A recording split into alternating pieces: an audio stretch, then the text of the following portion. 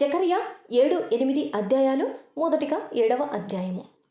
రాజైన దర్యావేషు ఏలుబడియందు 4వ సంవత్సరము కిస్లేపు అను 9వ నెల 4వ దినమున బేతేలు వారు షెరెజెరును రెగెమ్మెల్లకును తమ వారిని పంపి, ఇన్ని సంవత్సరములు మేము దుఃఖించినట్లు 5వ నెలలో ఉపవాసముండి దుఃఖింతుమా అని యెహోవాను శాంతిపరచుటకై మందిరమునొద్దనున్న యాజకులను ప్రవక్తలను మనవి చేయగా, సైన్యములకు అధిపతియగు యెహోవా వాక్కు నాకు ప్రత్యక్షమై సెలవిచ్చినదేమనగా, దేశపు జనులందరికీ యాజకులకును నీవీ మాట తెలియజేయవలెను.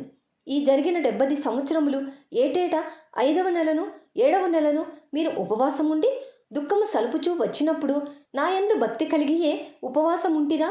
మరియు మీరు ఆహారము పుచ్చుకొనినప్పుడు స్వప్రయోజనమునకే గదా పుచ్చుకొంటిరి. మీరు పానము చేసినప్పుడు స్వప్రయోజనమునకే గదా పానము చేసితిరి. యెరూషలేములోను దాని చుట్టూను పట్టణములలోను దక్షిణ దేశములోను మైదానములోను జనులు విస్తరించి క్షేమముగా ఉన్న కాలమున పూర్వీకులకు ప్రవక్తల ద్వారా యెహోవా ప్రకటన చేసిన ఆజ్ఞలను మీరు మనసునకు తెచ్చుకొనకుండవచ్చునా? మరియు యెహోవా వాక్కు జకర్యాకు ప్రత్యక్షమై సెలవిచ్చినదేమనగా, సైన్యములకు అధిపతియగు యెహోవా ఇలాగూ ఆజ్ఞ ఇచ్చి ఉన్నాడు. సత్యమును అనుసరించి తీర్పు తీర్చుడి.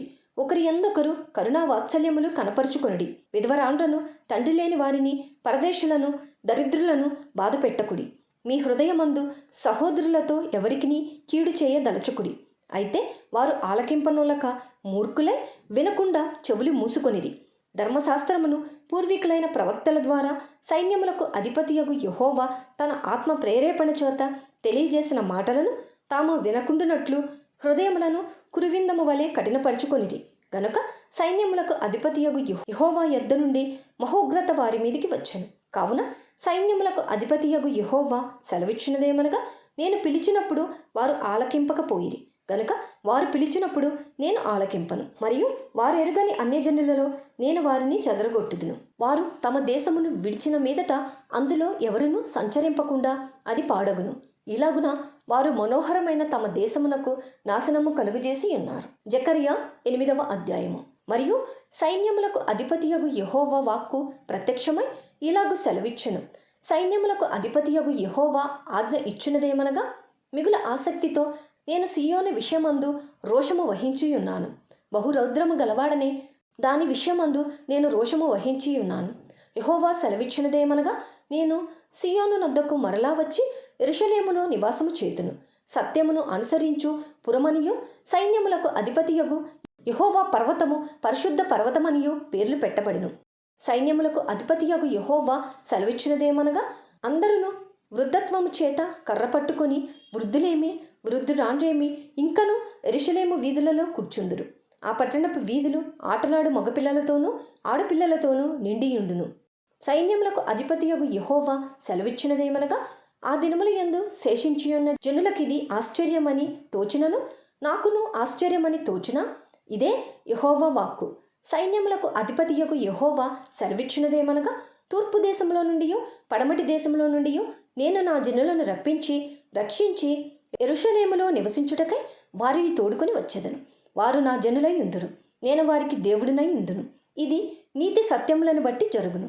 సైన్యములకు అధిపతియగు యెహోవా సెలవిచ్చినదేమనగా, సైన్యములకు అధిపతియగు యెహోవా మందిరమును కట్టుటకై దాని పునాది వేసిన దినమున ప్రవక్తల నోట పలుకబడిన ఈ మాటలు ఈ కాలమున వినువారలారా ధైర్యము తెచ్చుకొనిడి.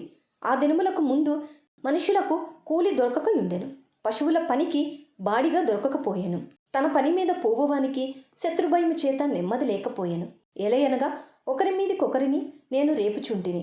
అయితే పూర్వ దినములలో నేను ఈ జనులలో శేషించిన వారికి విరోధినైనట్టు ఇప్పుడు విరోధిగా ఉండను. సమాధాన సూచకమైన ద్రాక్ష చెట్లు ఫలమిచ్చును, భూమి పండును, ఆకాశము నుండి మంచు కురియును. ఈ జనులలో శేషించిన వారికి వీటినన్నిటినీ నేను స్వాస్థ్యముగా ఇత్తును. ఇదే సైన్యములకు అధిపతియగు యెహోవా వాక్కు. యూదావారలారా, ఇశ్రాయేలు వారలారా, మీరు అన్యజనులలో ఎలాగూ శాపాస్పదమై ఉంటిరో అలాగే మీరు ఆశీర్వాదస్పదమగునట్లు నేను మిమ్మల్ని రక్షింతును. భయపడక ధైర్యము తెచ్చుకొనిడి. సైన్యములకు అధిపతియగు యెహోవా సెలవిచ్చినదేమనగా, మీ పితరులు నాకు కోపము పుట్టింపగా దయతలచక నేను మీకు కీడు చేయనుద్దేశించినట్లు ఈ కాలమున యెరూషలేమునకును యూదావారికిని మేలు చేయనుద్దేశించుచున్నాను. గనుక భయపడకుడి. మీరు చేయవలసిన కార్యములేవనగా ప్రతివాడు తన పొరుగువానితో సత్యమే మాటలాడవలెను. సత్యమును బట్టి సమాధానకరమైన న్యాయమును బట్టి మీ గుమ్మములలో తీర్పు తీర్చవలెను. తన పొరుగువాని మీద ఎవడును దుర్యోచన యోచింపకూడదు. అబద్ధ ప్రమాణము చేయ ఇష్టపడకూడదు. ఇవన్నీ నాకు అసహ్యములు. ఇదే యెహోవా వాక్కు. మరియు సైన్యములకు అధిపతియగు యెహోవా వాక్కు నాకు ప్రత్యక్షమై ఇలాగు సెలవిచ్చెను. సైన్యములకు అధిపతియగు యెహోవా ఆజ్ఞ ఇచ్చినదేమనగా, 4వ నెలలోని ఉపవాసము, 5వ నెలలోని ఉపవాసము, 7వ నెలలోని ఉపవాసము, 10వ నెలలోని ఉపవాసము యూదా ఇంటివారికి సంతోషమును ఉత్సాహమును పుట్టించు మనోహరములైన పండుగలగును. కాబట్టి సత్యమును సమాధానమును ప్రియముగా ఎంచుడి. సైన్యములకు అధిపతియగు యెహోవా సెలవిచ్చినదేమనగా, జనములను అనేక పట్టణముల నివాసులను ఇంకనూ ఒత్తురు. ఒక పట్టణపు వారు మరి ఒక పట్టణపు వారి యొద్దకు వచ్చి ఆలస్యము చేయక యెహోవాను శాంతిపరచుటకును సైన్యములకు అధిపతియగు యెహోవాను వెదుకుటకును మనము పోదుము రండని చెప్పగా వారు మేమును వత్తుమందురు. అనేక జనములను బలముగల జనులను యెరూషలేములో సైన్యములకు అధిపతియగు యెహోవాను వెదుకుటకును యెహోవాను శాంతిపరచుటకును వత్తురు.